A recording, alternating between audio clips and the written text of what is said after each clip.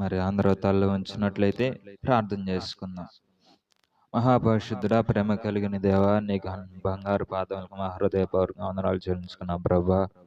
అయ్యా, మరి ఇప్పుడు వరకు నా తండ్రి మరి ప్రార్థన ఎందు పాటలేదు మీరు మా మధ్యలో మహిమాగంతులు పొందుకున్నారు ప్రభా. నీకే స్తుతులు స్తోత్రాలు వందనాలు చెల్లించుకున్నాం తండ్రి.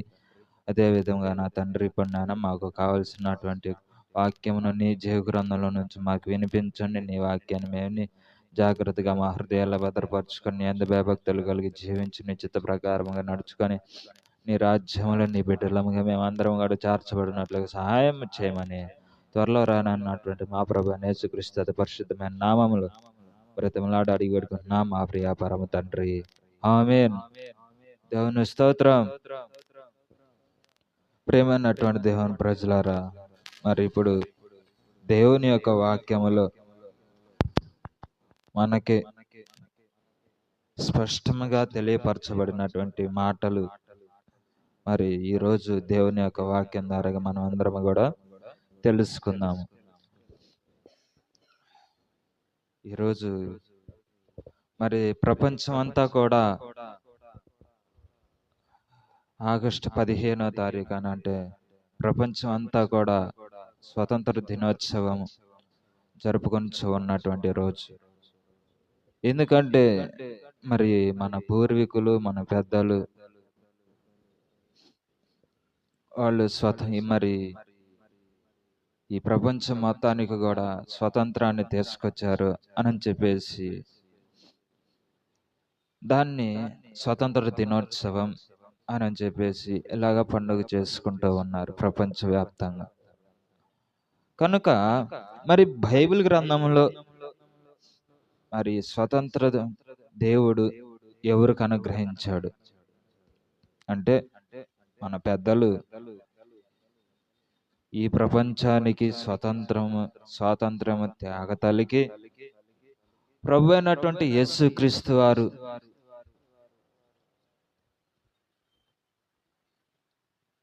స్వతంత్రాన్ని మనకి ఎప్పుడు ఇచ్చాడు, ఎలా ఇచ్చాడు అంటే యేసు ప్రభు వారు చనిపోయి తిరిగి లేచి పరలోకానికి వెళ్ళిపోయింది దగ్గర 2025 సంవత్సరాలు జరిగింది అని చెప్పేసి అంటూ ఉన్నాం. జరిగింది అంటే ఈ స్వాతంత్రము అనుగ్రహించింది కూడా 2025 సంవత్సరాల క్రితము ప్రభు అయినటువంటి యేసుక్రీస్తు వారు ప్రపంచవ్యాప్తముగా అంటే ఈ భూ ప్రపంచవ్యాప్తముగా దేవుడు స్వతంత్రాన్ని అనుగ్రహించాడు అన్నమాట. దేవుని స్తోత్రం. కనుక ఇక్కడ ఏమంటూ ఉన్నాడంటే గలతీయులకు రాసినటువంటి పత్రిక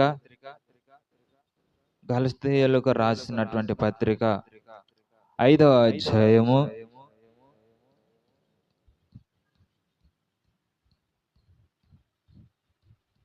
1వ వచనం నుంచి మనమందరం కూడా చదువుకుందాము.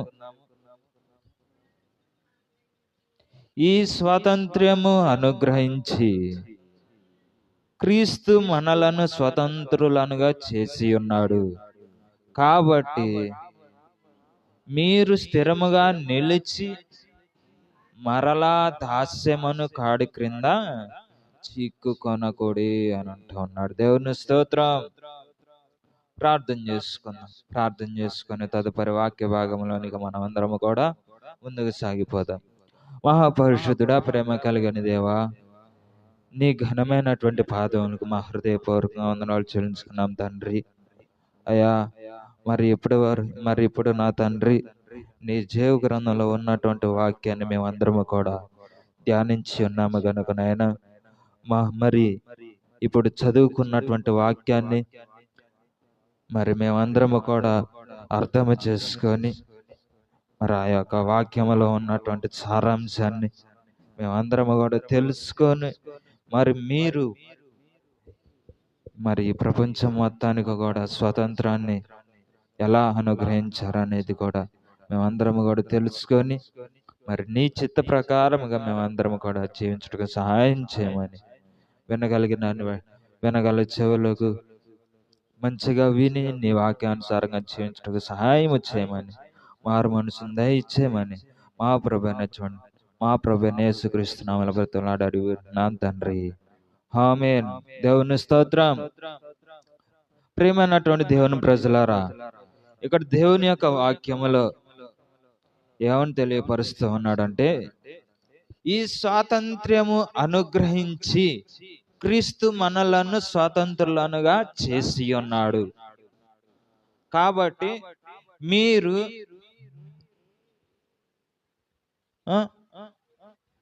స్థిరముగా నిలిచి మరలా దాస్యమును కాడి క్రింద చిక్కుకొనకూడి అని అంటున్నాడు. దేవుని స్తోత్రం. ప్రభు అయినటువంటి యేసుక్రీస్తు వారు ఆయన స్వతంత్రాన్ని అనుగ్రహించాడంట. యేసు ప్రభు వారు స్వతంత్రాన్ని అనుగ్రహించాడంట. ఎవరికి?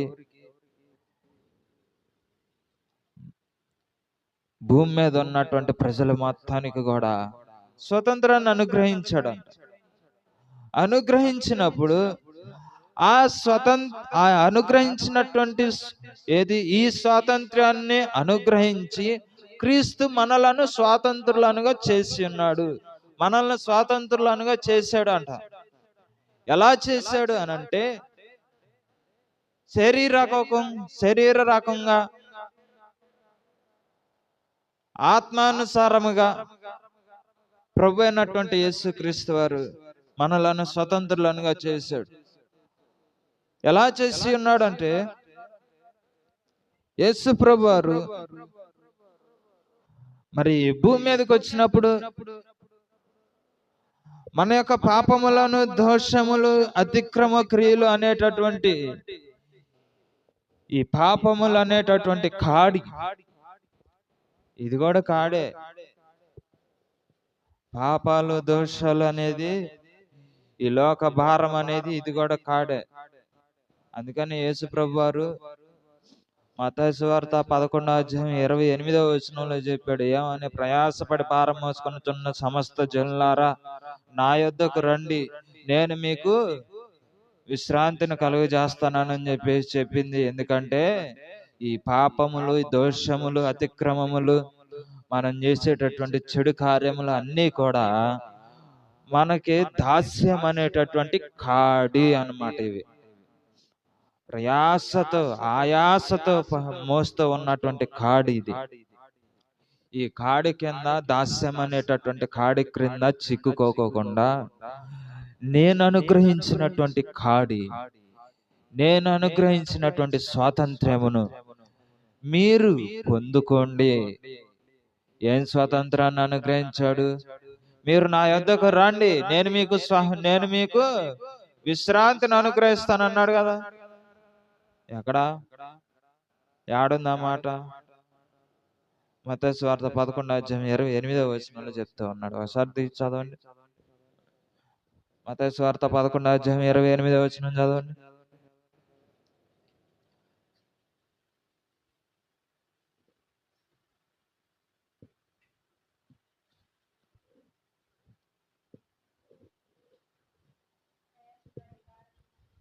ప్రయాసపడి భారము మోసుకొనుచున్న సమస్త జనులారా నా యొద్దకు రండి, నేను మీకు విశ్రాంతిని కలుగచేతును. నేను సాత్వికుడను అంటే నేను మీకు విశ్రాంతిని కలుగజేస్తాను అన్నాడు కదా. నెక్స్ట్ ఏం మాట్లాడుతున్నాడు దేవుడు అనంటే, చదవండి. నేను సాత్వికుడను, దీన మనసు గలవాడను గనుక మీ మీద నా కాడి ఎత్తుకొని నా యొద్ద నేర్చుకొనుడి,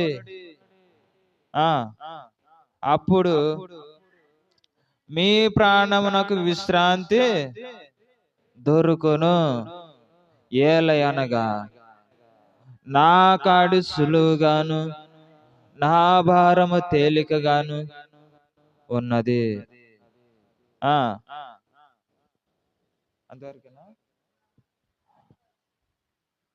12 నా భారం తేలికగాను ఉన్నవి అని చెప్పేసి అక్కడ తెలియపరుస్తూ ఉన్నాడు. అంటే యేసు ప్రభు వారి కాడికి వస్తే ఆయన మన మీద మోపేటటువంటి కాడి భారము ఇవన్నీ కూడా అమ్మో ఈ లోకంలో మోసినటువంటి భారము కంటే ఎక్కువ భారమేమో, ఎక్కువ బరువేమో, ఎక్కువగా చేయాలేమో, బరువు మొయ్యాలేమో, ఎక్కువగా భారం మొయ్యాలేమో అని అనుకుంటారు. కానీ ప్రియమైనటువంటి దేవుని ప్రజలారా, ప్రభు అయినటువంటి యేసు క్రీస్తు వారు చెప్పినటువంటి మాట ఏంటంటే, నా భారము తేలికగాను నా కాడి సులువుగాను ఉండును అని అంటున్నాడు. ఏంటంట? నా కాడి సులువుగా నా భారము తేలికగాను ఉండును అని అంటున్నాడు. మరి తేలికైన మనం ఎత్తుకుంటే, తేలికగా ఉన్నటువంటి భారము, తేలికగా ఉన్నటువంటి కాడి మనం ఎత్తుకుంటే మనకు బరువు అనిపించిద్దా? బరువు అనిపించదు. ఏది బరువు? దేవుని యొక్క మాటలు ఏమన్నా బరువా? దేవుని యొక్క వాక్యం అన్న బరువా? దేవుని ప్రార్థన బరువా? దేవుడు చేసే అద్భుతమైనటువంటి ఆశ్చర్యమైనటువంటి కార్యాలు మన జీవితంలో జరగటానికి అదేమన్నా బాగా కోట్లు లక్షలు పెట్టుబడి పెట్టి మరి ఆ కార్యం జరిగించుకుంటున్నావా? ఉచితంగానే కదా దేవుడు చేస్తుంది కార్యాలు. ఉచితంగానే కదా దేవుడు మరి మన యొక్క ప్రాణాన్ని కాపాడుతుంది. ఉచితంగానే కదా ఆయన మనల్ని స్వతంత్రులనుగా చేస్తుంది. మన కాడేమన్నా డబ్బులు అడుగుతున్నాడా? మన ఆస్తులు అంతస్తులు ఏమన్నా అడుగుతున్నాడా? ఏమని అడగట్లేదు కదా. ఏమడుగుతున్నాడు? నా యొద్దకు రండి. ఎవరి యొద్దకి? అపవాది యొద్దకు పొమ్మంటున్నాడా? లేదు. ఎవరి యొద్దకు రమ్మంటున్నాడు? నా రెక్కల క్రిందకి. కోడి తన రెక్కల కిందకి తన పిల్లలను తన రెక్కల కిందకి పిలుచుకొనినట్లుగా ప్రభు అయినటువంటి యేసుక్రీస్తు వారు కూడా మనలను ఆయన రెక్కల కిందకి పిలుచుకుంటూ ఉన్నాడు. దేవుని స్తోత్రం. కనుక ప్రియమైనటువంటి దేవుని ప్రజలారా, మనం ఏం చేయాలంటే మనం తెలుసుకోవాలి. తెలుసుకోకుండా ఈ లోకములో ఉన్నటువంటి పాపము, దోషము, ఈ లోకములో ఉన్నటువంటి భ్రష్టత్వము, ఈ లోకములో ఉన్నటువంటి చెడుతనము, ఈ లోకములో ఉన్నటువంటి చెడు కార్యములు, ఈ లోకములో ఉన్నటువంటి మరి దేవునికి వ్యతిరేకమైనటువంటి క్రియలు మనం చేసుకుంటూ, అంటే ఈ లోకానికి సంబంధించినవి అయితే మనకి ఎంతో ఆనందాన్ని ఇస్తాయి. శరీర రకంగా, బంధుత్వ రకంగా ఎంతో ఆనందాన్ని ఇస్తూ ఉంటాయి, ఆనందాన్ని ఇస్తాయి. కానీ అవి ఓన్లీ ఎంతసేపు మనం ఏ కార్యాన్ని బట్టి మనం ఆనందపడతామో ఆ కార్యం అయిపోయినంత వరకే. మళ్ళీ తర్వాత ఏమైంది? దాని ఎఫెక్ట్ చూపించింది. అంటే మనం ఆ కార్యాలకు సంబంధించిన వాళ్ళమైతే మనకేమీ కాదు. మనం ప్రార్థన చేసే వాళ్ళంగా ఉండి ఆ మరి దేవునికి వ్యతిరేకమైనటువంటి కార్యములు మనం చేస్తూ ఉంటే దానికి రిజల్ట్ ఏమైంది? ఆ కార్యము మొత్తం అయిపోయిన తర్వాత దాని రిజల్ట్ బయటపడింది. కనుక ప్రేమ అన్నటువంటి దేవుని ప్రజలారా, దేవుడు ఏంటంటే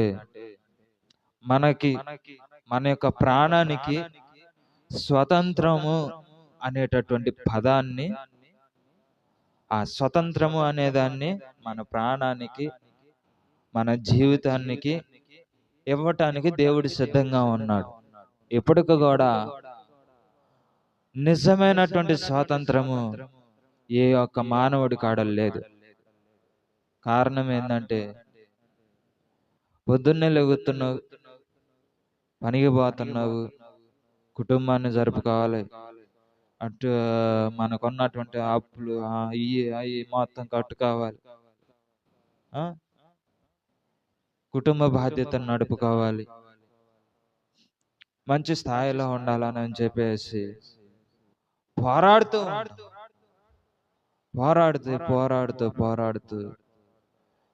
మన ఆయుష్ ఉన్నంత కాలం వరకు కూడా పోరాడుతూ ఉంటాం. మన ఒంట్లో ఓపిక ఉన్నంత కాలం వరకు కూడా పోరాడుతూ ఉంటాం. కానీ ప్రేమ అన్నటువంటి దేవుని ప్రజలారా, దేవుడు చెప్తూ ఉన్నటువంటి మాట ఏంటంటే, యా నీ యొక్క ప్రయాస వ్యర్థమే. ఏ ప్రయాస? ఏ ప్రయాస? నీవు ఈ లోకానుసారముగా పేరు ప్రఖ్యాతలు పొందుకోవాలని అనేది, ఆ ప్రయాస అంతా కూడా వ్యర్థమే. దాని ద్వారాగా నీ యొక్క ప్రాణానికి, నీ యొక్క మనసుకి, నీ ఆత్మకి స్వాతంత్రం రాదు, విశ్రాంతి రాదు. ఎలా వచ్చింది? ఎటు నుంచి వచ్చిందండి? యేసు ప్రభు వారు చెప్తూ ఉన్నటువంటి మాట, వీటి వల్ల నీకు విశ్రాంతి రాదు. నా యొద్దకు రా, నా మార్గంలో నడుచుకో, నా చిత్త ప్రకారంగా నడుచుకో, నేను చెప్పిన మాట ప్రకారంగా చేయి. అప్పుడు నీ ప్రాణానికి విశ్రాంతి వచ్చింది. నీ కుటుంబంలో ఉన్నటువంటి ఏ మరి అప్పులు ఏమున్నా సరే తీరిపోతాయి. ఎలా తీరిపోతాయి? దేవుడే తీరుస్తాడు, ఎవరొకరి ద్వారా.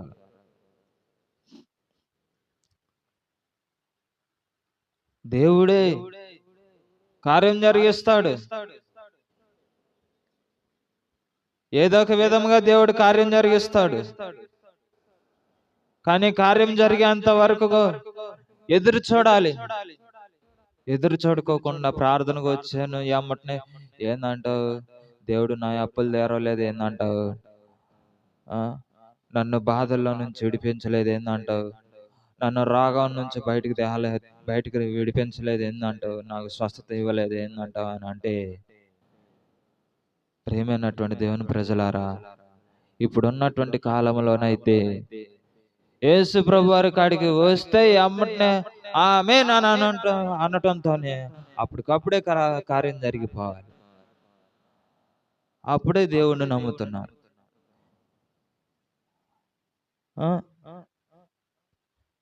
ఇప్పుడు నువ్వు పుట్టిని ఎమ్మటనే నువ్వు పని చేయాలంటే చేయలేవుగా, పని చేసే వయసుకు రావాలంటే రాలేవుగా. నువ్వు పుట్టాలి, ఒక 2-3 సంవత్సరాలు మీ తల్లి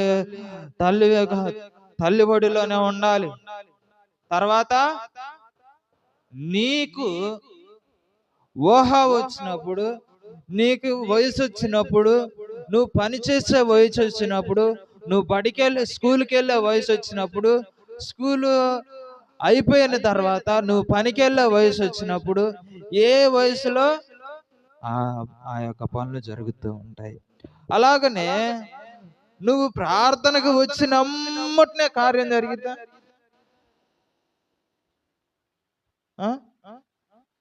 ప్రార్థనకు వస్తావు ఎప్పుడు? ఒక అంట, పాస్టర్ గారు నేను ఈ వారం చర్చికి వస్తాను, నా కుటుంబంలో మా ఆయన ఊరికి వెళ్ళిపోయాడు, లేదంటే నన్ను పట్టించుకోవట్లా, నన్ను వదిలేసి వెళ్ళిపోయాడు పాస్టర్ గారు అన్నాను. ఏందమ్మా వదిలేసి వెళ్ళిపోయాడా? మరి ఏం చేయమంటావు అమ్మా అని అంటే, ప్రార్థనకు వస్తా పాస్టర్ గారు. సరే రామ్మా, ప్రార్థన చేద్దాం రామ్మా. మీ ఆయన ఆడికి పోలే, ప్రార్థనకు వస్తాను అంటున్నాగా, రా ఆడికి పోలే రామ్మా అన్నాను.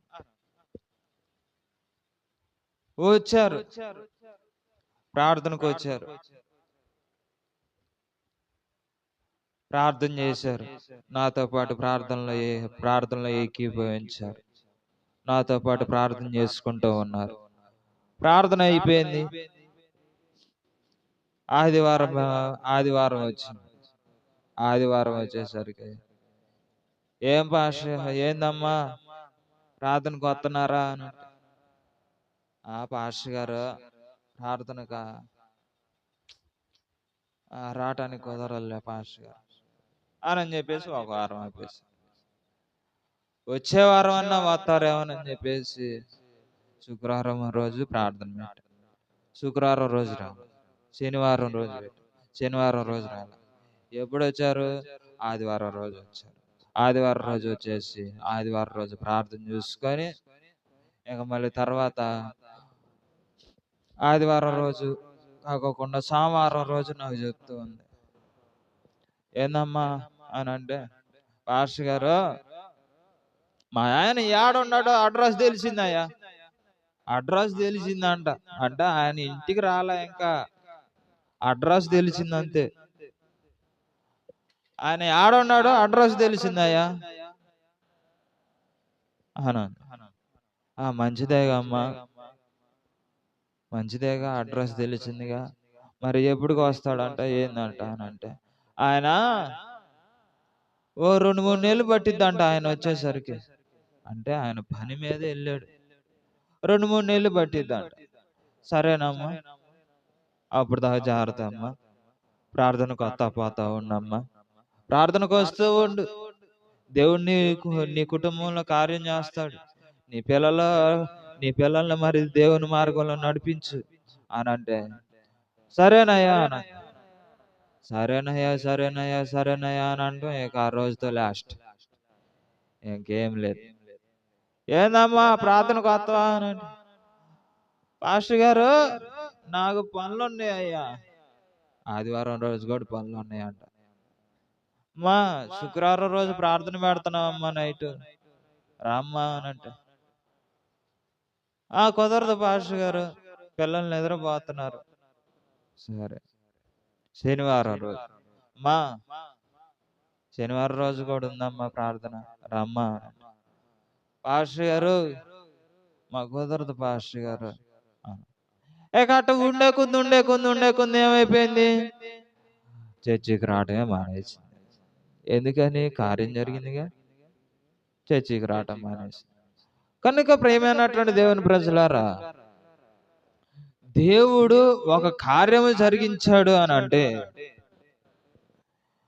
కార్యం అయిపోయిందిలే ఇంకా పాస్టర్ గారితో మనకెందుకులే అని అంటే, పాస్టర్ గారు కాదుగా అక్కడ కార్యం చేసింది దేవుడే, కార్యం చేసింది, కార్యము జరిగించింది దేవుడే. కానీ నువ్వు ఎలా వచ్చావు?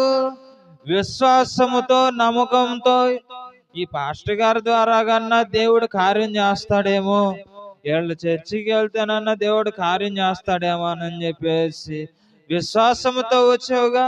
ఆ విశ్వాసాన్ని కాపాడుకోవాలిగా. కాపాడుకోకుండా యాడిపోయావు? మళ్ళీ దాస్యం అనే కాడు క్రిందకే వెళ్ళిపోయావు. దేవుడేమో నీ కుటుంబాన్ని స్వాతంత్రాన్ని, అంటే నీ కుటుంబానికి స్వతంత్రాన్ని ఇద్దామని చెప్పేసి ఆశపడితే నువ్వేం చేశా? అమ్మ పాస్టర్ గారు నాకు వల్ల కాదు పాస్టర్ గారు, నేను చర్చికి రావడానికి నాకు కుదరదు, నాకు పనులు ఉన్నాయి, అయ్యి ఉన్నాయి అని చెప్పేసి ఏమైపోయింది? చర్చికి రావటమే ఆగిపోయింది. కనుక ప్రియమైనటువంటి దేవుని ప్రజలారా, మరి అలాగనే ఎమ్మటినే కార్యం చేస్తే ఉంటారంట.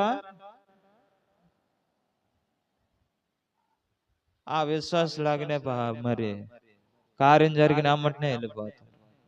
కనుక అదే దేవుడు, నువ్వు దేవుని యొద్దకు వచ్చి, దేవా నాకు కార్యం జరిగించాయా, దేవా నాకు కార్యం జరిగించు, నా జీవితం మొత్తం కూడా నీకే సమర్పించుకుంటా, నువ్వు చెప్పినట్లుగానే నేను చేసుకుంటాను అని చెప్పేసి నువ్వు దేవుని యొక్క పాదాల మీద పడి మొరపెడితే, దేవా నీ సన్నిధిలోనే ఉంటా, నీ సన్నిధిలోనే నేను జీవిస్తా, నా జీవితం అంతా కూడా నీకే సమర్పించుకుంటానని చెప్పేసి పట్టుదల కలిగి విశ్వాసంతో ఉండి, నమ్మకంతో ఉండి ప్రార్థన చేస్తే దేవుడు ఊహించినటువంటి విధముగా నీ యొక్క జీవితంలో కార్యం జరిగించబోతూ ఉన్నాడు. దేవుని స్తోత్రం.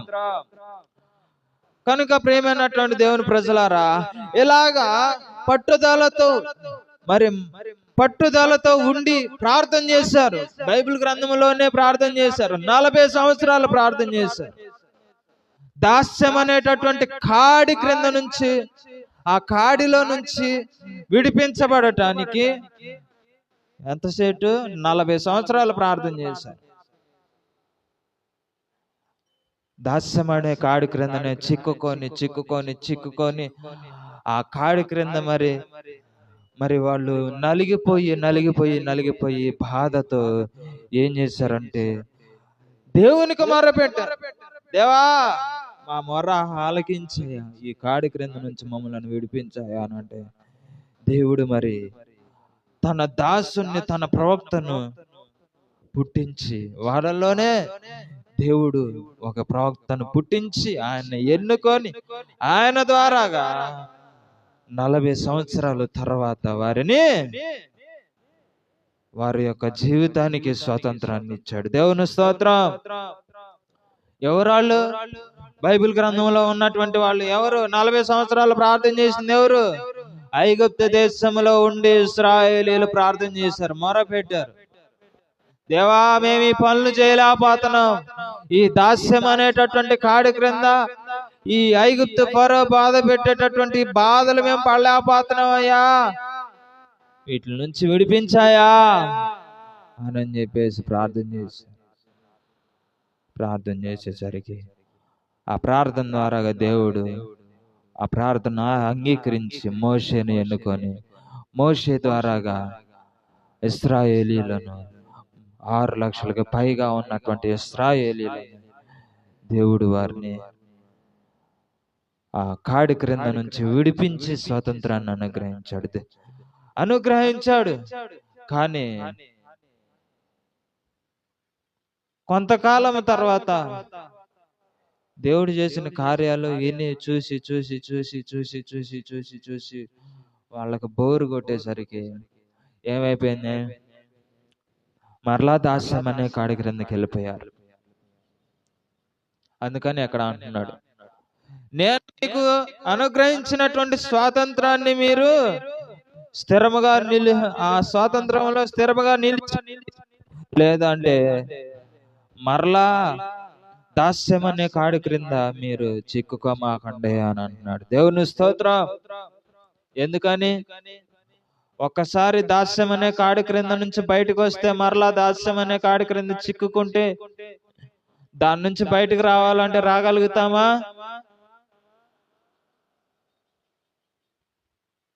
రాలేము. ఎందుకనంటే ఒకసారి యేసు ప్రభు వారి గురించి రుచి తెలుసుకొని మరలా తర్వాత లోకములోనికి వెళ్ళిపోతే యేసు ప్రభు వారిలోనికి రాగలుగుతామా? రాలేము. ఎందుకని అంటే ఈ లోకం అంతా కూడా రంగులమయము, మాయలోకము. అబద్ధాలు ఆడవచ్చు, దొంగతనాలు చేయొచ్చు, నరహత్యలు చేయొచ్చు, మనకు నచ్చినటువంటి జీవితం జీవించవచ్చు. యేసు ప్రభు వారిలో అవన్నీ ఉన్నాయండి. పాపం లేదు, దోషం లేదు, అతిక్రమం లేవు, దొంగతనాలు లేవు, అబద్ధాలు ఆడకూడదు, చెడు కార్యాలు చేయకూడదు, చెడు జీవితాన్ని జీవించకూడదు. ఈ లోకమునకు దేవునికి వ్యత్యాసం అనేది ఈ కార్యములు, జీవితం అనేవి, ఇవి దేవునికి లోకమునకు వ్యత్యాసమైనటువంటివి. దేవుని స్తోత్రం. హల్లెలూయా. కనుక ప్రభు అయినటువంటి యేసుక్రీస్తు వారు పూర్వకాలములోనే, మోషే ఉన్నటువంటి కాలములోనే ఇశ్రాయేలీయులకు స్వాతంత్రాన్ని అనుగ్రహించాడు. ఆ స్వాతంత్రాన్ని వాళ్ళు పోగొట్టుకున్నారు. కనుక యేసు ప్రభు వారు పరిశుద్ధాత్మ దేవుడు మనుషులకు మనుషునిగా, రాజులకు రాజుగా, ప్రభువులకు ప్రభువుడిగా ఈ భూమి మీదకి దిగి వచ్చి మన కోసము, మన యొక్క పాపముల కోసం, మన యొక్క దోషముల కోసం, మన యొక్క అతిక్రమ క్రియల కోసం ఆయన మరణం పొంది తన యొక్క ప్రాణాన్ని పణముగా పెట్టి మనలను పాపము నుంచి, దోషము నుంచి, అతిక్రమ క్రియలన్నిటిలో నుంచి కూడా విడిపించి మనలను స్వాతంత్రులనుగా చేశాడు. మరలా పాపం అనేటటువంటి జీవితంలోనికి పోకోకుండా, ఈ లోకంలోనికి మనము అడుగు పెట్టుకోకుండా ఉండమంటున్నాడు. మనల్ని ఆ కాడి క్రింద చిక్కుకోకుండా నేను ఇచ్చినటువంటి స్వాతంత్రంలోనే మీరు స్థిరముగా నిలిచిపోతే నేను మీ యొక్క జీవితంలో గొప్ప కార్యములను చేస్తాను అని చెప్పేసి ప్రభు అయినటువంటి యేసుక్రీస్తు వారు ఇక్కడ చెప్తా ఉన్నాడు. దేవుని స్తోత్రం. కనుక ప్రియమైనటువంటి దేవుని ప్రజలారా, ఇది ఫస్ట్ స్టార్టింగ్ స్వతంత్రం వచ్చింది ఎలాగనంటే ప్రభు అయినటువంటి యేసుక్రీస్తు వారి ద్వారానే ప్రపంచం మొత్తానికి కూడా స్వాతంత్రం వచ్చింది. పాపము నుంచి, దోషము నుంచి, అతిక్రమ క్రియలు అన్నిటిలో నుంచి కూడా ప్రపంచం మొత్తానికి కూడా స్వాతంత్రం వచ్చింది. ఎప్పుడనంటే యేసు ప్రభు వారి ద్వారాగానే స్వాతంత్రం వచ్చింది. రెండవదిగా ఏం చేశారు? యుద్ధాలు చేసి, అవి చేసి, ఇవి చేసి, ఎప్పటికి? ఆగస్టు 15వ తారీఖున స్వాతంత్రం వచ్చిందని చెప్పేసి, అంటే మన పెద్దల ద్వారాగా ఆగస్టు 15న స్వాతంత్రం వచ్చింది అని చెప్పేసి చెప్పి దాన్ని స్వతంత్ర దినోత్సవం అని చెప్పేసి పెట్టి అన్నారు. దేవుని స్తోత్రం, హల్లెలూయా. కనుక ప్రియమైనటువంటి దేవుని ప్రజలారా, నేను చెప్పినటువంటి మాటలలో ఏమన్నా తప్పులు పొరపాట్లు పోయి ఉంటే దయతో క్షమించండి. ఎందుకంటే మరి దేవుడు మనకి ఇచ్చినటువంటి స్వాతంత్రాన్ని మనలను కాపాడుకోమని దేవుడే చెప్పి ఉన్నాడు, దేవుడే చెప్పాడు. ఎందుకంటే దేవుడు ఇవ్వాల్సినటువంటి బాధ్యత, మనకి స్వాతంత్రాన్ని ఇవ్వాల్సినటువంటి బాధ్యత ప్రకారం మనకి స్వాతంత్రాన్ని ఇచ్చాడు. కానీ నువ్వు ఎటు జీవిస్తావో, ఎటు నడుస్తావో అనేది మొత్తము కూడా నీ చేతిలోనే పెట్టాడు. పరలోక రాజ్య వారసునిగా మారుతావా, లేకపోతే నరకంలోనికి వెళ్తావా అనేది కూడా రెండు కూడా నీ చేతుల్లోనే, మన చేతుల్లోనే పెట్టి ఉన్నారు. కనుక యేసు ప్రభు వారు చెప్పినటువంటి మాట ప్రకారముగా మనమందరము కూడా చేసుకొని, దేవుని చిత్త ప్రకారముగా మనమందరము కూడా నడుచుకొని, దాస్యం అనేటటువంటి కాడి క్రింద చిక్కుకోకుండా దేవుని చిత్త ప్రకారముగా దేవుడు ఇచ్చినటువంటి స్వాతంత్రాన్ని మనమందరము కూడా నిలబెట్టుకొని దేవుని చెప్పిన మాట ప్రకారంగా మనమందరము కూడా నడుచుకుందాము. దేవుని స్తోత్రం, హల్లెలూయా. ఈ కొత్త వాక్యాన్ని దేవుడు ఆశీర్వదించి దీవించును గాక. ఆమేన్. ప్రార్థన. ఉన్నటువంటి వాళ్ళమందరము కూడా కళ్ళు ముంచుకున్నట్లయితే ప్రార్థన చేసుకుందాం. మహాపరిశుద్ధుడా, ప్రేమ కలిగిన దేవా, నీ బంగారు పాదములకు మా హృదయపూర్వకంగా వందనాలు చెల్లించుకున్నాం ప్రభా. అయ్యా, మరి ఇప్పటి వరకు నా తండ్రి, మరి ప్రార్థన ఎందు, పాటలు ఎందు, వాక్యం ఎందు, చివరి ప్రార్థన ఎందును మీరే మా మధ్యలో ఉండి జయప్రదంగా, మరి మీరే మా మధ్యలో ఉండి మహిమాకాంతలు పొందుకున్నారు ప్రభా. నీకే స్తుతులు, స్తోత్రాలు, వందనాలు చెల్లించుకున్నాం తండ్రి. అయ్యా, కనుక నా తండ్రి, ఇప్పటి వరకు విన్నటువంటి వాక్యాన్ని మా హృదయాల్లో భద్రపరుచుకొని, నీ వాక్య ప్రకారముగా నడుచుకొని, నీ యందు భయభక్తులు కలిగి జీవించి, నీ చిత్త ప్రకారముగా నడుచుకొని, నీ రాజ్యంలో నీ బిడ్డలముగా మేమందరం కూడా చేర్చబట్టుగా సహాయం చేయండి. మీరు ఇచ్చినటువంటి స్వాతంత్రాన్ని నాయన మేమందరము కూడా పొందుకొని, ఆ స్వాతంత్రాన్ని నాయన మేమందరము కూడా జాగ్రత్తగా కాపాడుకొనున్నట్లుగా సహాయం చేయండి. అయ్యా, ఓ ప్రభు, ఒకసారి జ్ఞాపకం చేసుకొని సహాయం చేయండి ప్రభు. నేను మీకు స్వాతంత్రాన్ని అనుగ్రహించండి. మరలా మీరు దాస్యం అనేటటువంటి కాడి క్రింద చిక్కుకోమాకండి. నా చిత్త ప్రకారంగా మీరు నడుచుకొని నేను అనుగ్రహించినటువంటి స్వాతంత్రంలో మీరు జీవించండి. జీవిస్తే మీ ప్రాణానికి విశ్రాంతి కలిగింది, మీ ప్రాణానికి నెమ్మది కలిగింది, మీకు నెమ్మది కలిగింది, మీకు రక్షణ వచ్చింది. మీరు నా చిత్త ప్రకారంగా నడుచుకుంటారు. మీకు పరలోక రాజ్యములో స్థానం ఉండిద్దని చెప్పేసి, మీకు పాప క్షమాపణ ఉండిద్ది, మీకు దోష క్షమాపణ ఉండిద్ది, మీ యొక్క చెడు క్రియలు అన్నిటిలో నుంచి కూడా విడిపించబడతారు మీరు అని చెప్పేసి నేను నీ వాక్య ప్రకారంగా తెలియపరిచినటువంటి రీతిగా నా తండ్రి, అయ్యా, మీరు ఇచ్చినటువంటి స్వాతంత్రాన్ని మేమందరము కూడా జాగ్రత్తగా కాపాడుకొని, అయ్యా, మీ చిత్త ప్రకారంగా నడుచుకుంటావు సహాయం చేయండి. ఈ ప్రపంచం మొత్తం కూడా సంవత్సరం స్వాతంత్ర దినోత్సవం ఎలాగైతే జరుపుకుంటూ ఉన్నారో అట్లనే నాయన, మరి మీరు ఇచ్చినటువంటి స్వాతంత్రాన్ని ప్రతిరోజు కూడా నాయన గుర్తు చేసుకొని, మీరు మమ్మల్ని పాపము నుంచి విడిపించి స్వాతంత్రాన్ని అనుగ్రహించినందుకు నీకే స్తోత్రం. ఆ స్వాతంత్రాన్ని బట్టి మేము ప్రతిరోజు కూడా జ్ఞాపకం చేసుకొని, నీ చిత్త ప్రకారంగా నడుచుకొని, అయా, మా యొక్క జీవితాన్ని నీకు సమర్పించి, అయా, నీ రాజ్య వారసులముగా మేమందరం కూడా చేర్చబట్టు సహాయం చేయమని ఈ మైక్ ద్వారా వింటూ ఉన్నటువంటి, ఈ లైవ్లో వీక్షిస్తూ ఉన్నటువంటి, అయా, మరి ఈ మందిరంలో ఉన్నటువంటి మేమందరము కూడా నాయన, అయా, నీ యొక్క స్వాతంత్రాన్ని పొందుకొని నీ చిత్త ప్రకారముగా నడుచుకొని, నీ రాజ్యంలో నీ బిడ్డలముగా మేమందరం కూడా చేర్చబట్టు సహాయం చేయమని త్వరలో రానటువంటి మా ప్రభు అయినటువంటి యేసుక్రీస్తు అతి పరిశుద్ధమైన నామములో ప్రతిమనాడు అడిగి వేడుకున్నా మా ప్రియ పరమ తండ్రి. ఆమేన్. తండ్రి, పరలోకమందున్న తండ్రి, కుమార, పరిశుద్ధాత్మ, ఇక్కడ కూడి ఉన్నటువంటి మాకందరికీ నీ సకల పరిశుద్ధులకు, నీ సకల నీతిమంతులకు ఎల్లప్పుడు సదాకాలము తోడుగా నేడుగా ముందు నడిపించబడిన గాక. ఆమేన్, ఆమేన్, ఆమేన్. దేవుని స్తోత్రం. మీ అందరికీ నా హృదయపూర్వక వందనాలు చెల్లించుకున్నాండి. హల్లెలూయా.